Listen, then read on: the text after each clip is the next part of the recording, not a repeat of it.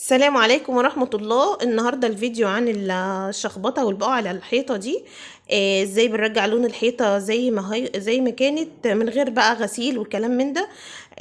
عبارة عن دهان كده، مش هيكلف معاكي خالص، يعني هو اقل من 100 جنيه، وهتعملي مساحة كبيرة جدا بيه. بس اهم حاجة بتظبطي درجة اللون، يعني لو على حسب اللون اللي عندك بتجيبي اللون وبتحطي شوية بشوية وبتجربي على الحيطة كده في حتة صغيرة لحد لما بس تجيبي الدرجة. وبعدين بقى تبتدي تعملي كده بقى، تغطي كل البقع والشخبطة دي بتاعت الولاد، وهترجعيها على طول ومش هتاخد منك ساعة، هتكوني عاملة كل الأماكن اللي فيها الشخبطة عندك، وبينشف على طول، ملهوش أي ريحة ولا أي حاجة.